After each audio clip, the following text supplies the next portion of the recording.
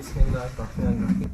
Druga, da Allah nije zadovoljan da mu se pridruži ikakav drug u obožavanju, ni bliski melek, niti poslanik. Dokaz zato su riječi uzvišenog وَأَنَّ الْمَسَاجِدَ لِلَّهِ فَلَا تَدْعُوا مَعَ اللَّهِ أَحَدًا. Mesčidi i džamije su Allaha radi, pa ne molite se uz Allaha nikome. Sura El-Džin. الحمد لله رب العالمين صلى الله وسلم وبارك على نبينا محمد وعلى آله وصحبه أجمعين ومن تبعهم بإحسان إلى يوم الدين أما بعد. Zahvala pripada uzvišenom Allahu gospodaru svih svjetova, salavate i salame donosimo na Allahu poslanika Muhammeda, njegovu časnu porodicu i sve plemenite ashabe.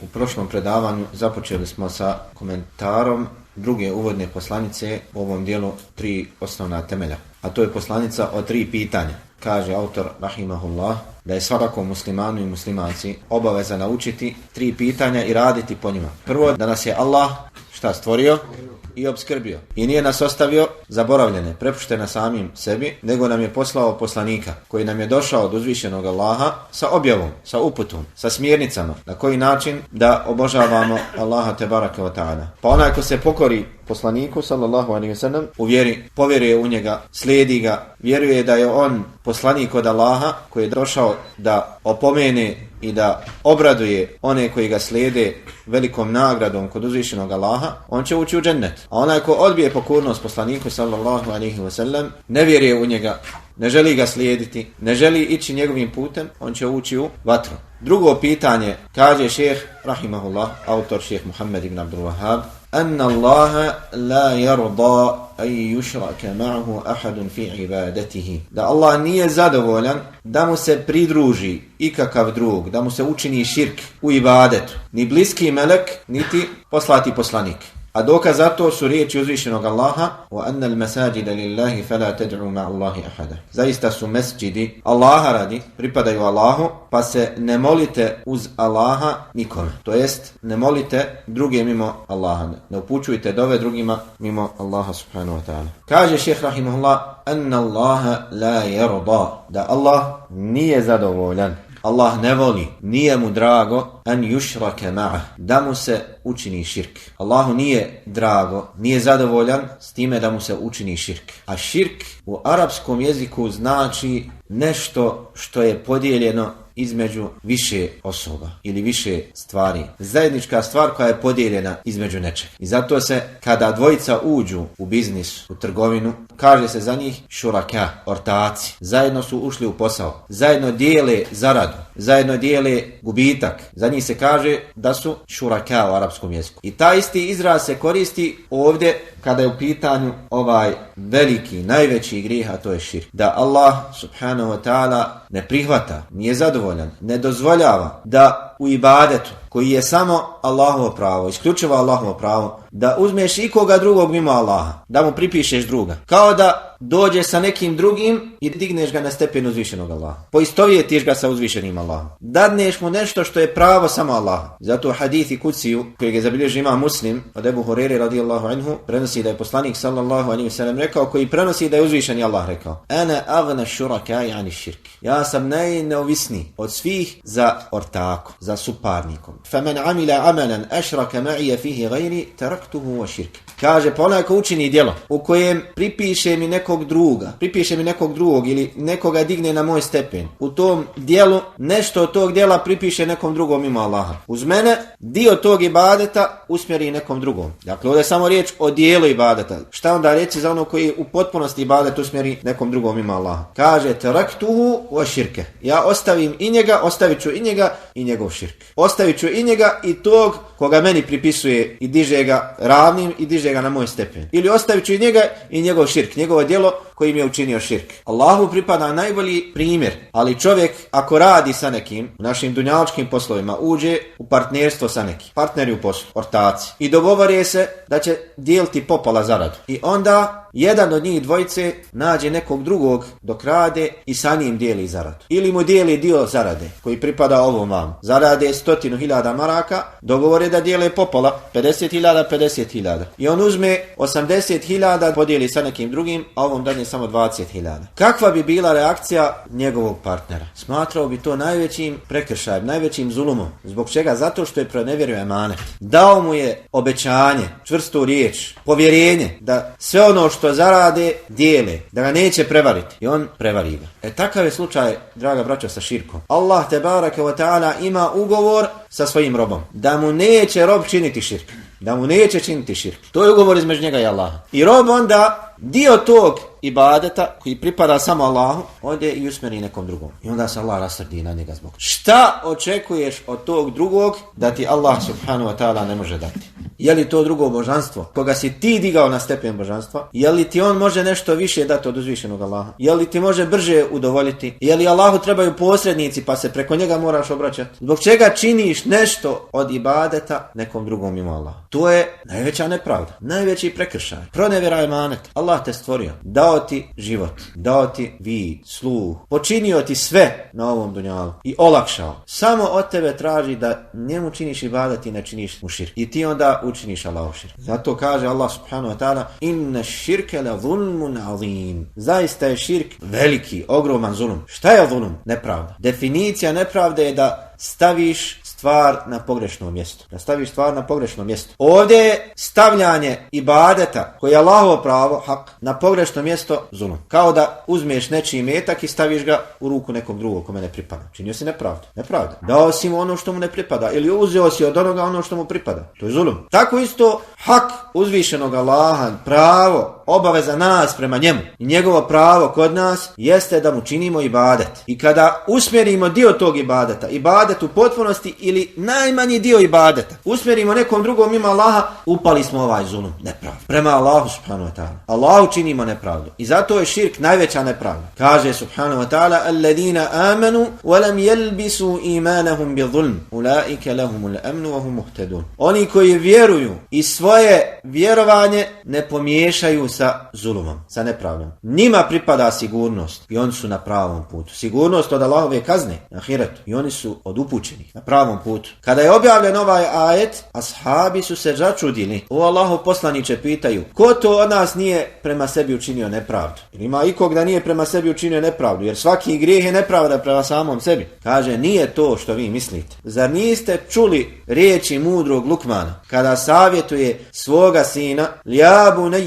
la tušrik billah inna širke la zulmun azim. O sinčiću moj, nemoj Allahu činiti širk. Zaista je širk velika nepravda. Velika nepravda. Dakle, širk je izvedenca iz arapskog glagola šarake ješraku, što znači učiniti nekoga da ima udjela u nečemu. Pomiješati između dvije stvari. Spojiti dvije stvari različite. I od toga je nazvat širk. Jer svako značenje u šerijatu, svaki termin, izraz u šerijetu vuče dio svog značenja u arapskom jeziku. I poznavanjem korijena ili značenja te riječi u korijenu olakšava nam razumijevanje tog termina. Kaže autor da Allah nije zadovoljan. Ovdje imamo opis uzvišenog Allaha nije zadovoljan. Je Allah opisan svojstvom da je rida, neka zadovoljan ili nije zadovoljan, srdit. I mi vjerujemo da je Allah opisan svojstvima potpunosti, najuzvišenijim svojstvima i najljepšim imenima, onako kako njemu dolikuje subhanahu wa ta'ala. Bez ulaska u kakvoću, bez poistovjećivanja Allaha sa njegovim stvorenjima i bez mijenjanja značenja tih svojstava. Za razliku od onih koji negiraju, kažu Allah nije zadovoljan, jer je to svojstveno samo čovjeku. Kažemo Allah je zadovoljan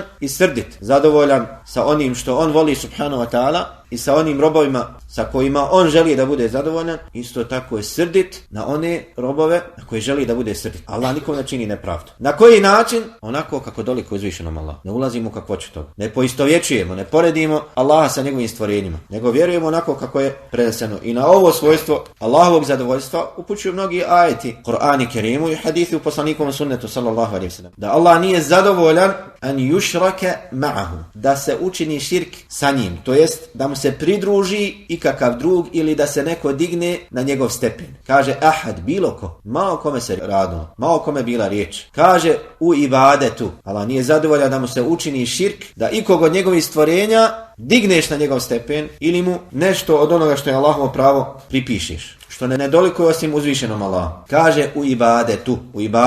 Ibadet je termin sa kojim se često srećemo u Kur'anu i sunnetu. Ajet kojeg smo više puta spominjali, u kojem Allah tebareke ve taala pojašnjava nam glavni cilj, šta je primarni cilj našeg stvaranja. Zbog čega postojimo? وَمَا خَلَقْتُ الْجِنَّ وَالْإِنسَ إِلَّا لِيَعْبُدُونَ. Nisam stvorio ni džinne ni ljude osim da mi čine ibadet. وَلَقَدْ بَعَثْنَا فِي كُلِّ أُمَّةٍ رَسُولًا أَنِ اعْبُدُوا اللَّهَ وَاجْتَنِبُوا الطَّاغُوتَ. Mi smo svakom ummetu, svakom narodu poslali poslanika أَنِ اعْبُدُوا اللَّهَ, da Allaha obožavaju. Koji je pozivao svoj narod, obožavajte Allaha. Nemate drugog Boga mimo njega. Klonite se lažnih božanstava, klonite se taguta, svega onoga što se obožava mimo Allaha. Dakle, ibadet često se spominje u Kur'anu i sunnetu. Šta znači ibadet?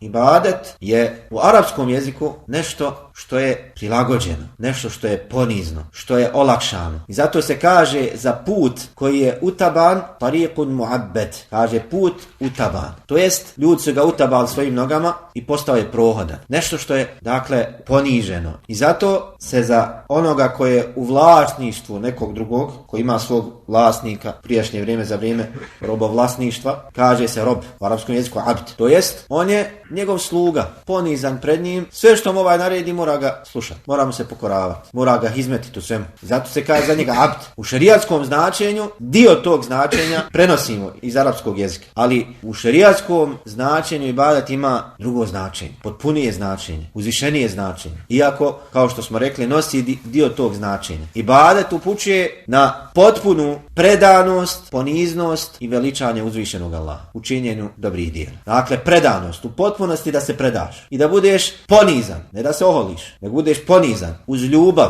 predanost uzvišenom Allahu subhanahu wa ta'ala uz poniznost i ljubav, uz potpunu poniznost i potpunu ljubav. Zbog čega definišemo na ovaj način? Zato što onaj ko obožava Allaha, ali ga ne voli, on nije rob, taj ne čini ibadet. Koji čini dobro djelo, ali ga ne čini kao plod ljubavi prema uzvišenom Allahu i poniznosti pred njim, on ne čini ibadet. To nije ibadet. On u vanjštini čini ibadet, ali u osnovi taj ibadet nije primljen od njega. Ili onaj ko voli Allaha, ali mu nije ponizan. Nije ponizan. Njegov ibadet nije pravi ibadet. Ili onaj ko čini ibadet, ali nije se pokorio uzvišenom Allahu. Nije se predao. Taj je oholnik. Njegovo činjenje ibadeta je samo u vanjštini. Ode u džamiju i klanja namaz, ali kaže, nisam ja dužan da ovo radim. Mogu ja i bez ovog. Ne treba meni ovo. Ovo je meni poniženje. Eto, došao sam, zovu me svi da dođem u džamiju, ovo je meni poniženje. Ne mogu ja padat na seždu. On iako je pao na seždu i klanjao namaz, to nije ibadet. Znači, ibadet mora, kada se čini, da se ispune dva uslova. Uz predanost moraš da činiš taj ibadet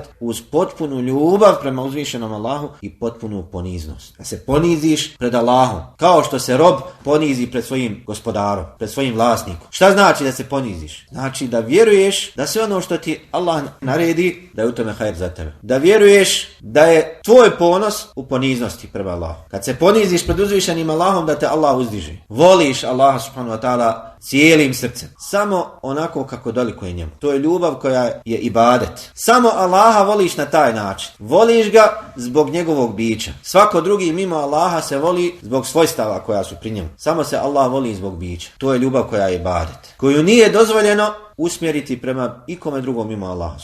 Dok druge mimo Allaha voliš prirodnom ljubavlju ili ih voliš zato što ti Allah naredio da ih voliš. Jeli vi volimo Muhammeda sallallahu alejhi ve sellem, našeg poslanika, zato što je iz plemena Kurejš? Ili ga volimo zato što je bio od Arapa? Ili ga volimo zato što je bio takve i takve puti, takve boje kože, takve boje kose, takvog fizičkog izgleda? Ne, to je samo Allah subhanahu wa ta'ala uljepšao njega nekim svojstvima, nur nad nurom, uljepšao njegov fizički izgled i učinio ga od najljepših stvorenja. Ali mi njega ne volimo zbog toga, nego ga volimo zbog njegovog svojstva, to je da je on poslanik od Allaha i da nam je Allah naredio da ga volimo. I volimo ga u ime Allaha i zbog Allaha. Ne volimo ga zbog njegovog bića, zbog njega samog. Isto tako volimo Ebu Bekra zato što nam je poslanik sallallahu alejhi ve sellem naredio da ga volimo.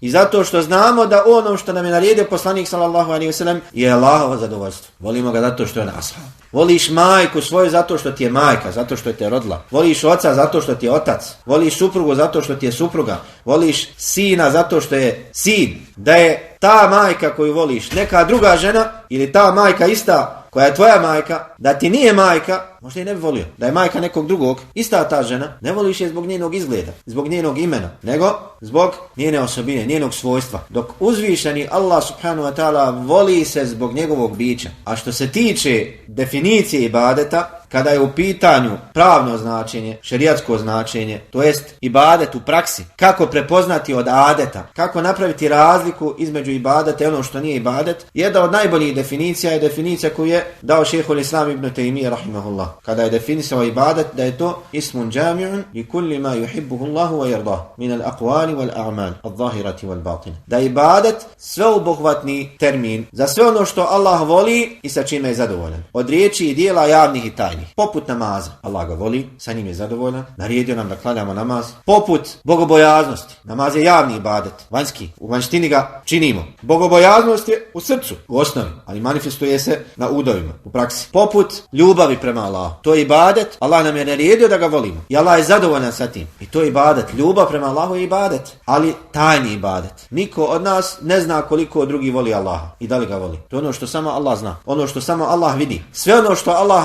voli, to je termin ibadet, je termin koji obuhvata sve ono što Allah voli i sa čime je zadovoljan. Od riječi i dijela javnih i tajnih. Od riječi i dijela javnih i tajnih. To je ibadet. Namaz, post, zekat, hadž, dobročinstvo prema roditeljima, udjeljivanje sadake, obavljanje umre, dobročinstvo prema komšijama, ljubav prema Allahu, ljubav prema poslaniku sallallahu alejhi ve sellem, bogobojaznost, iskrenost, skromnost, poniznost, tako dalje. Borba na Allahovom putu, naređivanje dobra, odvraćanje od zla.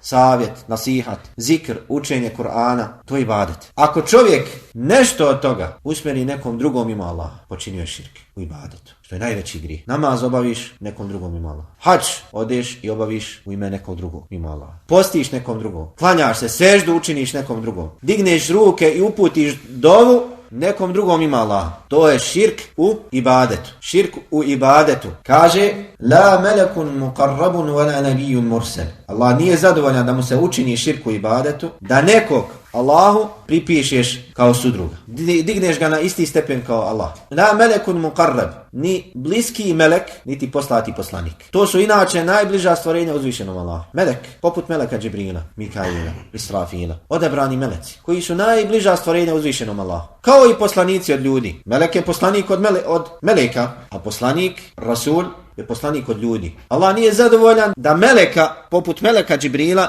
digneš na njegov stepen. Da nešto od ibadeta uputiš nekom od meleka ili od poslanika. Šta onda reći za one koji su na manjem stepenu od njih? Ako Allah nije zadovoljan da nešto od ibadeta uputiš, na primjer, meleku Džibrilu. Digneš ruke i uputiš dovu meleku Džibrilu. Allah nije zadovoljan. Ili digneš ruke i uputiš dovu Muhammedu sallallahu alejhi ve sellem. Allah nije zadovoljan. Šta onda reći za one koji odlaze na mezarja, na grobove, na turbeta takozvanih šehova i evlija i upućuju im dove mimo Allaha. Dignu ruke i kažu, o Džejlani, podari mi potomstvo. Ili kažu, o Bedevi, pomozi mi. Ili odu kod kabura Allahov poslanika sallallahu alejhi ve sellem.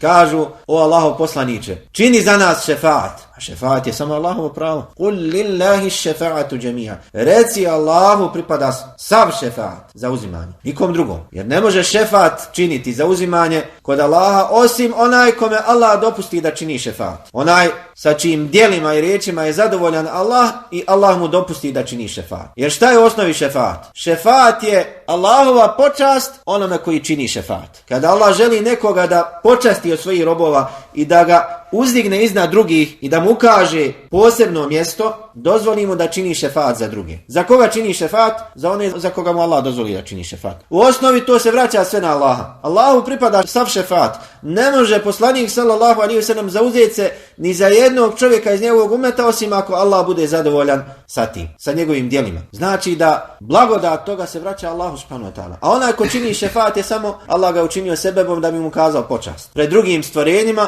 kako on kod Allaha se zauzima. A u osnovi Allah mu dopusti. I Allah zadovoljan s njim. Dopusti mu da čini šefaat. Znači, ni melek koji je blizak uzvišenom Allahu, niti poslanik kojeg je Allah subhanahu wa ta'ala poslao, ne smije im se činiti ništa od ibadeta. Pa šta onda reći za onog ko čini ibadet nekom drugom koji je na manjem stepenu od meleka i od poslanika? Dakle, ovdje kada kaže autor ni bliski melek, niti poslati poslanik, ne misli samo da je zabranjeno činiti ibadet melecima i poslanicima, nego spominje one koji su na najvećem stepenu da bi ukazao na sve one koji su mimo njih na manjem stepenu od njih. Suprotnim razumijevanjem, svako onaj koji je na manjem stepenu od njih, Allah još više nije zadovoljan da mu se učini širk. Iako nije zadovoljan ni sa jednim stvorenjem da se njemu čini ibadet mimo Allaha i da se na taj način učini širk. Širk je najveći grijeh, kao što smo rekli, i uzvišeni Allah ga neće oprostiti nikome. Neće ga oprostiti nikome osim ako se iskreno pokaje. Ako umre na širku, nikada neće izaći iz džehennema. Innahu man yushrik billah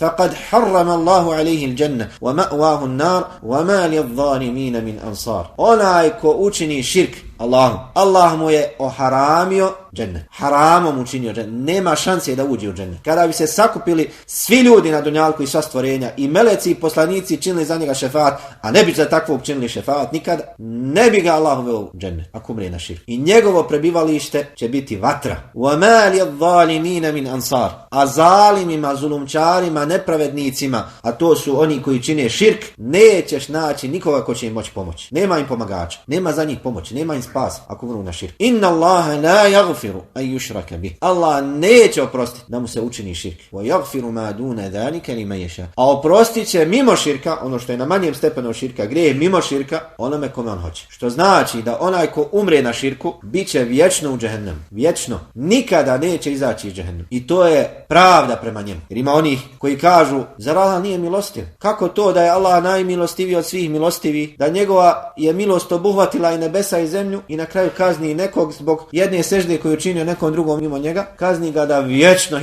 stotinama hiljada godina bude u džehennemu. Zar to kažu nije suprotno Allahove milosti? Ne, nije suprotno Allahove milosti. Od Allahove milosti jeste što mu je dao dovoljno vremena da se pokaje i dao mu razum, poslao mu poslanika, spustio knjigu, olakšao mu razumijevanje pravog puta. Na sve načine ga pozivao da se pokaje dok ima vremena i on odbije. Zar ne bi bila nepravda da se Allah takvom smiluje i oprosti mu? Zar ne bi to bila nepravda prema onima koji nikada nisu Allahu učinili širk, koji se pokorili uzvišenom Allahu, napustili širk, i veliki i mali? To je potpuna Allahova pravda, da onaj ko učini taj grijeh, taj zulum, koji je najveći zulum, da mu Allah nikada ne oprosti. Mimo toga, Allah oprašta grijehe. Neće nikoga vječno kazniti u džehennemu zbog nekog grijeha mimo širka. Koliko god da je velik grijeh. Ali širk, vjerstvo, Allah nikom ne oprašta. Nikom ne oprašta. Zato što je to nepravda prema Allahu. Zato što onaj ko čini širk vrijeđa uzvišenog Allaha. Prkosi mu. Diže nekog na njegov stepe. Omalovažava uzvišenog Allaha, gospodara svih svjetova. Taj zaslužuje da bude vječno u džehennemu. Zato kaže poslanik sallallahu alejhi ve sellem, hadithu koji ga zabilježi ima Muslim od Džabira radijallahu anhu: "Man laqiya Allaha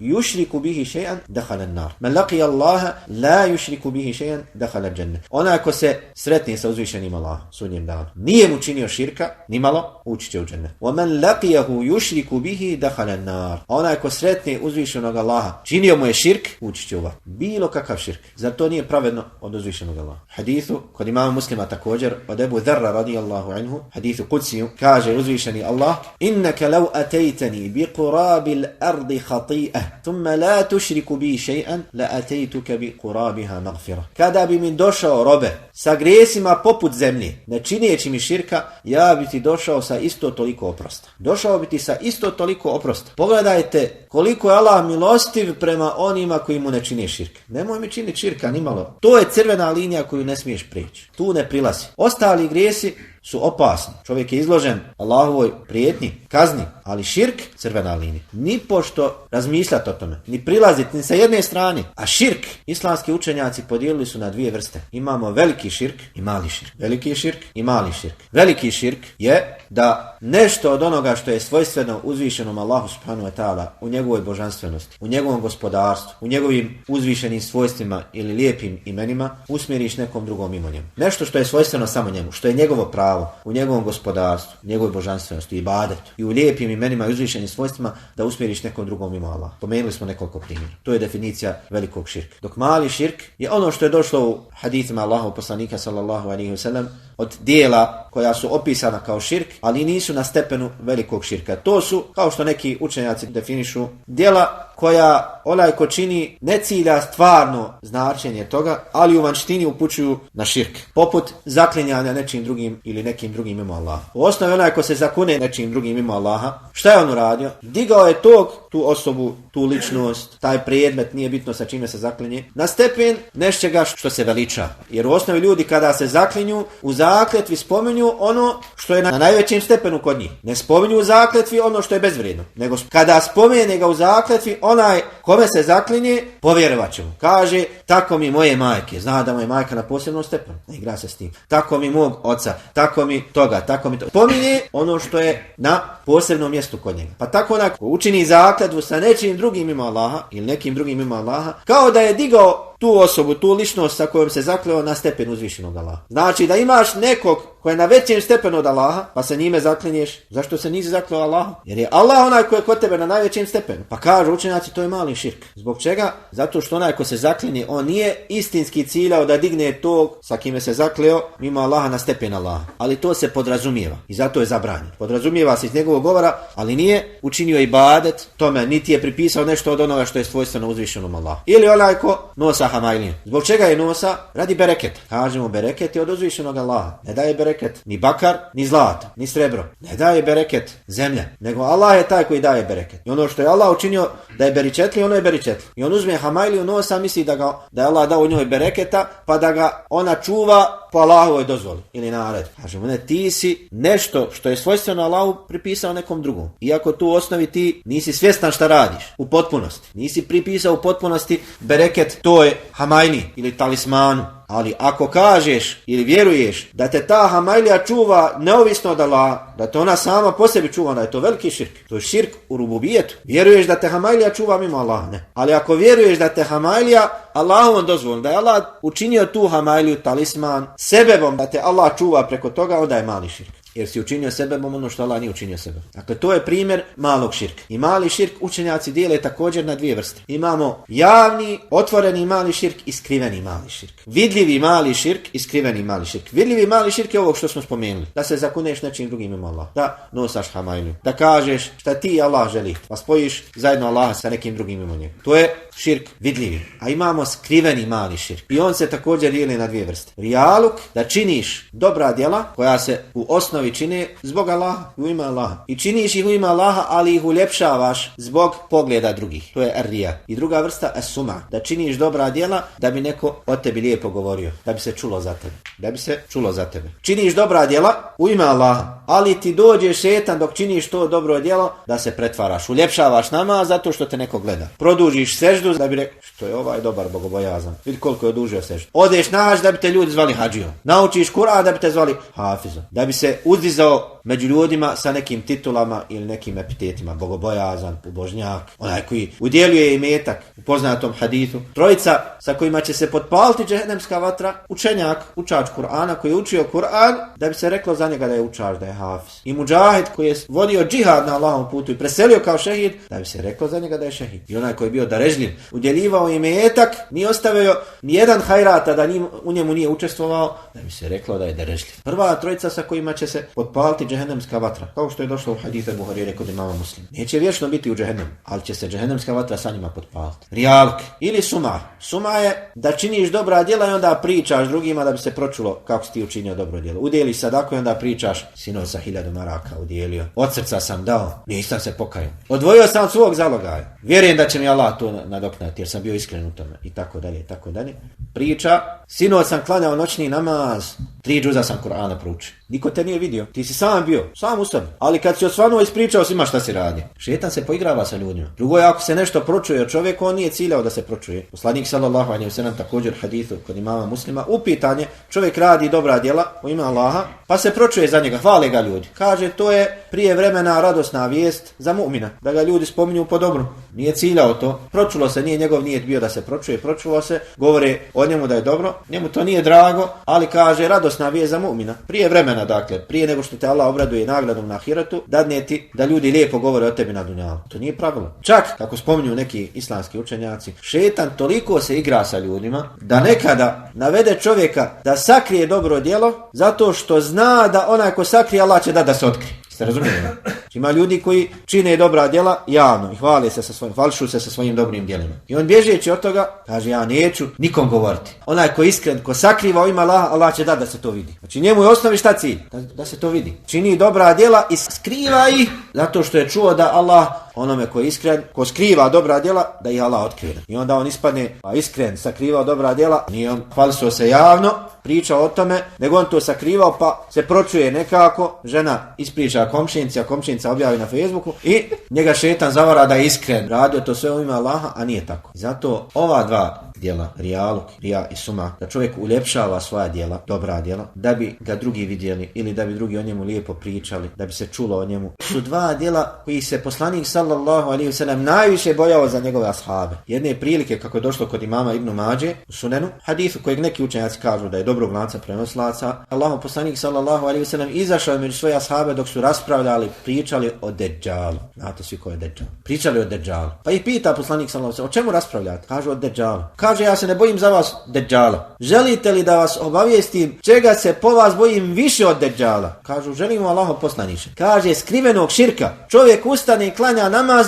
i onda uljepšava svoj namaz zato što zna da ga drugi gledaju. Ovog grijeha se bojao poslanik sallallahu alejhi ve sellem za svoje najodabranije ashabe. Šta onda reći za nas? Šta reći za nas? To je grijeh u kojeg najviše upadaju učenjaci, pobožnjaci. Većinom se za njih nije bojati da upadnu u zinalog, da piju alkohol, da ukradu, da ubiju, da učine neke od ovih velikih grijeha, ali šetan im prilazi sa ove strane. I onda piše knjige i dan i noć, uništi svoje zdravlje da bi se pričalo o njegovim kapitalnim djelima. Umara se, trudi se, klanja, posti, uči Kur'an da bi se o njemu pričalo kako je on učen, kako je on bogobojazan, kako je. Da bi se na taj način istakao, da bi ga ljudi hvalili, da mu dali posebno mjesto u društvu, kada on dođe, odmah ga na čelo kolone, odmah da on priča, da se pokazuje prema njemu. Kad on progovori, svi da šuti. Kad rukom pokaže, odmah ustaju. Ljudi su spremni da se odreknu dunjaluk. Spreman je kuću da dadne u ime Allaha. Spreman je auto, spreman je da živi skromno, da živi u nekoj kolibi, u golubarniku, ali da živi kao skroman, da niko ne zna za njega, da to nije spreman. Spreman je da hoda i u poderanoj odjeći, ali ako mu neko pokuša da otme njegov ugled, da mu otme njegovo mjesto u društvu, onda ratuje. Onda ratuje svim raspoloživim sredstvima i brani se. Zatim kaže šejh rahimahullah,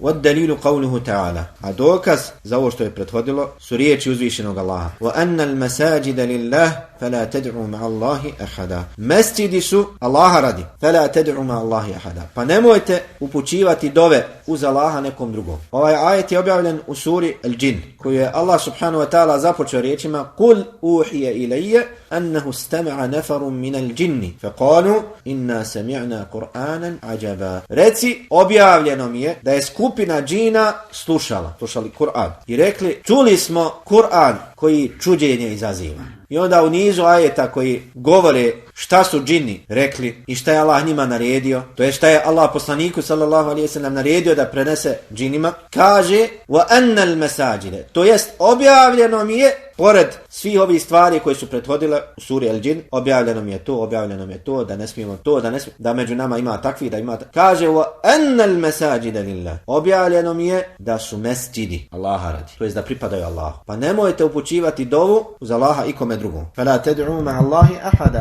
Nemojte upućivati dove uz Allaha nekom drugom. To jest nemojte upućivati dove nekom drugom mimo Allaha. Iako vi dovite i Allahu, ali nemojte uz Allaha doviti i drugima, nego samo dovite uzvišenom Allahu. Ovdje mufesiri, komentatori Kur'ana, razilaze se na 3 mišljenja šta znači ovaj ajet. Annal masajida lillah. Mesđidi pripadaju Allahu. Po većini mufesira značenje ajeta ovako kako smo mi preveli. Mesđidi, to jest džamije, mjesta koja su napravljena, određena, da se u njima čini Allahu sežda, ibadet. Mesđidi, poput Mesđidul Harama, poslanikovog sallallahu alejhi ve sellem mesđida, džamije Kuba i ostalih džamija, su napravljeni radi Allaha, u ime Allaha. I nemojte u tim mesđidima, kada dođete u njih, činiti ibadet nekom drugom mimo njega. Ovo je stav većine mufesira. Drugo mišljenje, da se pod ovim ajetom ili ovom riječju al-masajid misli na dijelove tijela sa kojima padamo na seždu. Jer je ovaj izraz al-masajid podložan i tom značenju. Wa anna al-masajide, dijelovi tijela, udovi sa kojima padamo Allahu na seždu, pripadaju Allahu. A to je kako je došlo u hadisu Ibn Abasa kod Buhari i Muslima, kaže poslanik sallallahu alejhi ve sellem: "Umirtu an asjuda ala sab'ati a'zam." Naređeno mi je da učinim seždu seždu na 7 kosti. Alel džebheti, kaže čelom, pokazavši svojim prstom na nos. Dakle, stavim čelo i nos na seždu. Wal jedein, 2 ruke. Wal rukbetein, 2 koljena. Wa atrafil qademein, i krajevima nogu, to jest prstima, nožnim. Sa tih 7 organa padamo Allahu na seždu. Sa čelom, uz čelo ide i nos, ruke, šake, koljena i nožni prst. Ti udovi, dijelovi tijela koje Allah stvorio i naredio nam sa njima da činimo Allahu seždu, pripadaju Allahu. Allah je zbog toga stvorio. I nemojte ikom drugom mimo Allaha sa tim organima pasti na seždu. Jer ih je Allah stvorio samo da Allahu padate na seždu sa njima. I treće mišljenje ili tumačenje jeste da je značenje ovog ajeta wa annal masajida, to jest sežda. Da je značenje ovoga sežda. Wa annal masajid, to jest sežda ili sežde, množina od sežda, od jedne sežde, mesajid, sežde, Allahu pripadaju. To jest, seždu ti je dozvoljeno učiniti samo Allahu. Pa nemoj uz Allaha upućivati dovu nekom drugom mimo njega. I sva ova 3 mišljenja imaju približno značenje i upućuju na istu stvar. A to je da nije dozvoljeno ibadet činiti drugom mimo Allaha, nego samo uzvišenom Allahu. Fela tad'u ma'a Allahi ahada. I nemojte upućivati dovu, molbu. Dova je molba koju uputiš uz potpunu, šta smo rekli, ljubav i poniznost. Nije dova kada uputiš molbu, kažeš Muhammede, donesi mi čašu vode. To nije dova, iako si ga zamolio. Nego da uputiš dovu uz potpunu ljubav i poniznost. Zato oni koji odlaze kod nekog turbeta i dignu ruke, okrenu se prema turbetu i mole. Kažemo da je to širk ili nije širk? Kažemo širk. Zbog čega? Zato što je sam čin dizanja ruku dokaz da je ponizan. Zato onaj koji traži sadaku, pruži ruku. Može on stati pred tebe, daj mi sadaku. Mi ćemo niko dati. Nego pruži ruku, ponizi se, daj. I onaj ko digne ruke pred kaburom i okrene se prema kaburu, to je dokaz da čini ibadet. Da ne upućuje dovu onom koji je dole. Molbu da ga traži nešto od njega. Doziva ga, razgovara sa njim. Nego moli ga. A dodatna potvrda toga jeste što doziva onog koga ne čuje, koji je mrtav. Znači da ima ubjeđenje da taj kome se obraća ima određena svojstva božanstva. I došao je, njemu se obraća zbog ljubavi koju ima. Zbog veličanja tog kome se obraća. Zato je to širk. A dova, kada čovjek kaže majko moja kakvog mi brata rodi, primjera. To nije dova. Iako je rekao majko moja, kao da joj se obraća. Ali to nije to rekao sa ljubavlju, sa ciljem ibadeta. Niti je to rekao uz poniznost. Ili primjer radi kada se Ibn Omer radijallahu anhu okrenuo prema Kaabi i rekao o Kaabo, zaista si ti lijepa i ti si sveta. Ali je čast muslimana na većem stepenu od tebe. Još više je svijeta od tebe. To nije dova, se nije obraćao Kaabi. Ili kao što su mnogi pjesnici u svojim kasidama spominjali poslanika sallallahu alejhi ve sellem bez da mu se obraćaju sa dovom. Ili spominjali Meku, Medinu. To je stil u arapskom jeziku i u drugim jezicima. Nije cilj sa tim dova. Dova koja je širk ili koja je ibadet, to je dova u kojoj se ispune ova 2 uslova. Poniznost i ljubav. I zato onaj od koga zatraže, primoraju ga da učini širk. Kažu mu učini seždu kipu ili ćemo te ubiti. Ako učini seždu pod prisilom, je li time učinio širk? Nije. Zbog čega? Zato što je to uradio samo vanjštini. Primora, nije u srcu to uradio, nije uz ljubav i poniznost. Iako kažemo zabranjeno čini seždu. Kada vidimo da nekog čini seždu, a nije primoran, jedino što ga može spasti je da ne zna da je ispred njega kabur. Zanijetio da klanja u mraku pa ne zna šta je. Ili prisila. Ako čini seždu drugom mimo Allaha, on je mušrik. Zbog čega? Zato što je to ibadet, to je osnova. Ne može ući u islam ako to ne zna. Da se ne smije ibadet činiti drugom mimo Allaha. A sežda je najočitiji, najizraženiji vid ibadet. Sežda ili dova. Zato ovdje kaže Allah subhanahu wa ta'ala فَلَا تَدْعُوا مَا اللَّهِ أَحَدًا. Nemojte upućivati dovu uz Allaha ikome. Dova se kod učenjaka dijeli na 2 vrste. Du'a ibada i du'a mesele. Dova koja je ibadet i dova koja je molba, traženje. Dova koja je ibadet je namaz, post, davanje zekata, obavljanje hadža. To je osnovi dova. Jer čini to dobro djelo, zbog čega? Kada bi nekog upitao zbog čega činiš, zbog čega obavljaš hadž? On će da kaže obavljam ga da bi mi Allah oprostio grijehe, da bi mi uveo u džennet. Znači ti sa tim dobrim djelom tražiš od Allaha nešto. To jest činiš taj ibadet i preko tog ibadeta tražiš od Allaha. To je dova koja je ibadet. Dakle, dozivaš Allaha činjenjem tog ibadet. I druga vrsta je dova koja je molba. A to je kada digneš ruke i kažeš o Allahu podari mi opskrbu. O Allahu olakšaj mi iskušenje. Dakle, ti tražiš nešto konkretno od uzvišenog Allaha. To je dova molbe. I ovaj ajet obuhvata jednu i drugu vrstu dove. Što znači da ovdje kada Allah kaže nemojte upućivati dovu uz Allaha nekom drugog, nije ovo posebno samo za dovu. Nemojte bilo koju vrstu ibadeta. Nemojte bilo kakav ibadet, bilo šta upućivati Allahu. I veliki širk i mali širk. I ovdje pazite, i mali širk. Sve ovo što smo govorili, u značenje toga ulazi i mali širk. U džamiju kad odeš, nemoj u džamiju upadati u mali širk. Jer to Allah prezire. Allah prezire to. Zbog čega? zbog pohvale jadnog stvorenja da izgubiš Allahovu ljubav, da te Allah zamrzi, da okrene tvoje srce, da te udali od sebe. Zbog čega? Zato što će neko govoriti lijepo o tebi i hvaliti te. Kakve koristi od toga imaš? Što će neko lijepo govoriti o tebi? Ako te Allah mrzi. Kada bi svi ljudi na dunjalku o tebi lijepo govorili, ako je Allah srdit na tebe, ništa ti ne koristi. A isto tako i obrnuto. Kada bi te svi ljudi mrzili i o tebi loše govorili, ništa ti to neće nauditi, naštetiti ako je Allah zadovoljan s tobom. Allaha subhanahu wa ta'ala molim da nas sačuva širka, javnog i tajnog, i velikog i malog. I molimo ga subhanahu wa ta'ala da udalji svaki vid širka od nas i naših porodica, da sačuva nas i našu djecu i potomstva od toga da obožavamo kipove ili upadamo u bilo koji vid širka. Molimo Allaha subhanahu wa ta'ala da nam se smiluje, da nam oprosti grijehe i uvede nas u džennet bez polaganja računa. Allah najbolje zna i salavate i salame donosimo na Allahu poslanika Muhammeda, njegovu časnu porodicu i sve plemenite ashabe.